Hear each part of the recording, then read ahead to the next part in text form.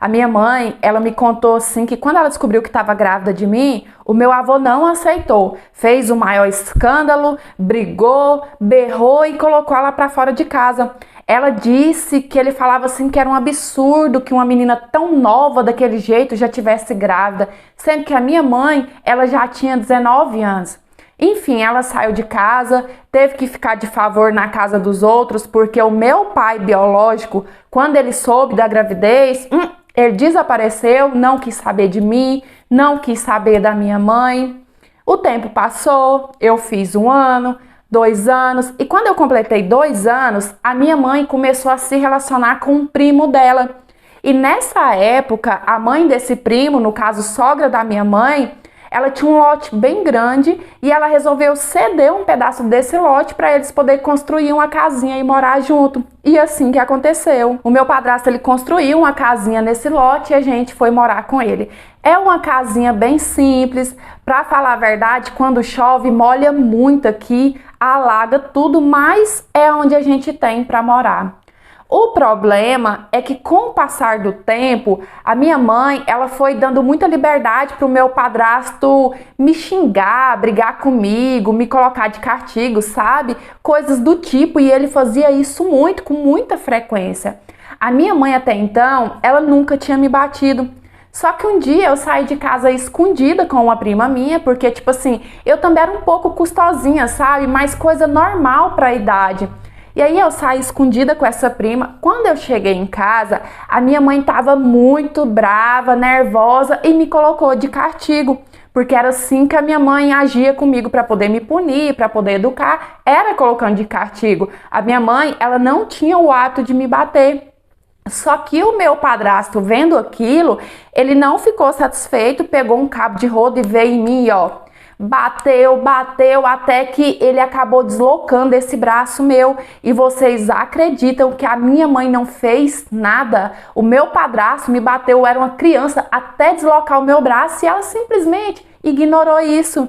É que a minha mãe, ela tem na cabeça assim que pelo fato da gente morar na casa dele, no quintal que é deles, ele tem o direito de fazer o que bem quiser da nossa vida, sabe? Ela é até meio que submissa, dependente emocional dele.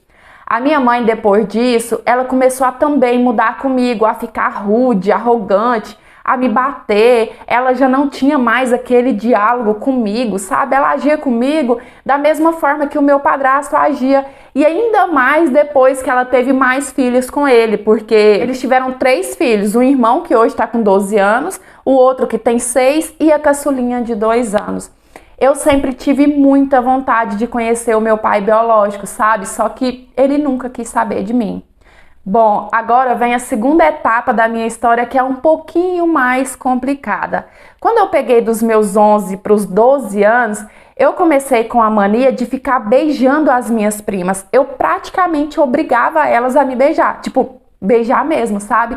Eu falava assim que era para eu treinar. Eu falava assim, não, vem cá, me ajuda, eu só quero treinar para quando chegar o grande dia do meu primeiro beijo, eu já saber o que fazer. Na minha cabeça eu ficava beijando as minhas primas por causa disso, sabe? E eu sempre obrigando uma, obrigando a outra. Até que quando eu fiz 13 anos, tem uma prima minha que ela é bem mais velha que eu. E nessa época dos meus 13 anos, ela estava namorando um cara que tinha um filho da minha idade.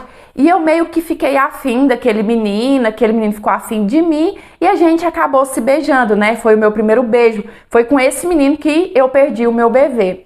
Só que, gente, de primeira eu não gostei, sabe?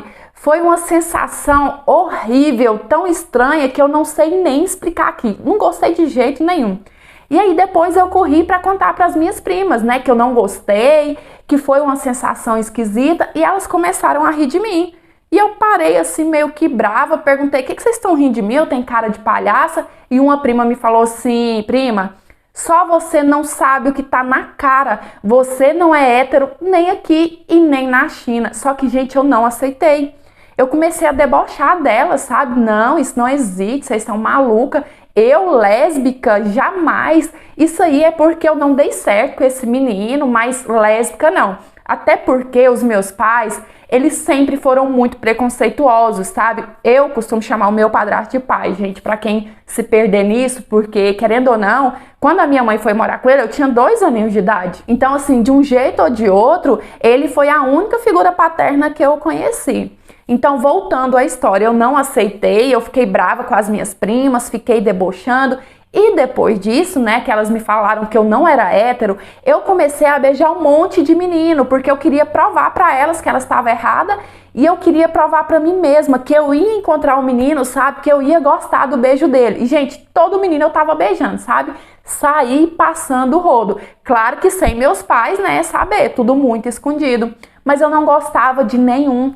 Eu não gostava dos beijos daqueles garotos, sabe? Todos eles eu tinha aquela mesma sensação esquisita. Eu beijava e depois eu arrependia. Não, eu não gostava. Só que mesmo assim eu negando.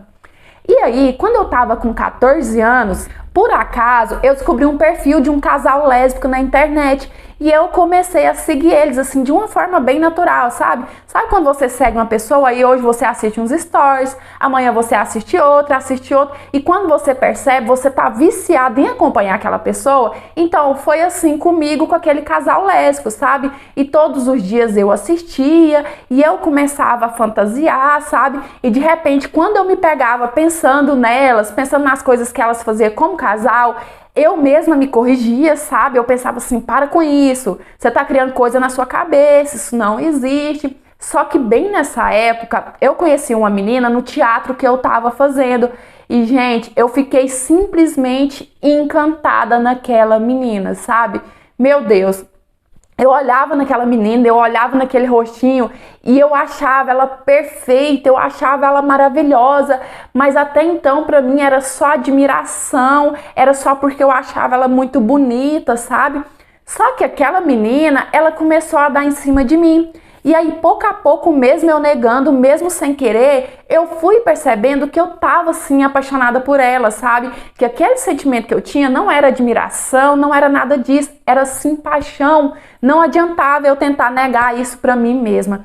Só que mesmo assim, eu não quis aceitar. E quando, tipo assim, eu me convenci que aquilo era paixão, que não era só admiração, eu comecei a correr dela, sabe? A esconder dela. É porque assim, gente, os meus pais, eles sempre foram tão preconceituosos, que de certa forma eu também era, sabe? Então eu relutei até o último segundo para me convencer que aquilo era coisa da minha cabeça, que aquilo era fase, que eu só achava que eu era lésbica porque as minhas primas tinham me dito. Então eu comecei a correr daquela menina, a fugir, a esconder dela. Só que chegou um ponto que eu não consegui mais, sabe? Até que um dia eu não resisti e acabou rolando o nosso primeiro beijo. E foi incrível. Foi a primeira pessoa que eu beijei e eu tive aquela sensação mais maravilhosa do mundo, sabe? Eu nunca tinha beijado uma pessoa e me sentido tão confortável como eu me senti com aquela menina. Então, assim, por mais que eu quisesse correr, por mais que eu quisesse negar, chegou um momento que eu não consegui fingir ser uma pessoa que eu não era, sabe? Ser uma coisa que eu não era. Hoje eu tenho 16 anos, tenho a minha cabeça feita, sou convicta de quem eu sou, sabe? Da pessoa que eu sou. Só que, infelizmente, eu ainda não tenho uma boa relação com os meus pais. E por mais que eu morra de vontade de contar pra eles, sabe? De abrir o jogo, infelizmente, eu ainda não me sinto segura pra isso. Oi, meus amores, tudo bem com vocês? Eu espero que sim. Mais uma história que veio falar sobre a importância da amizade dos pais com seus filhos.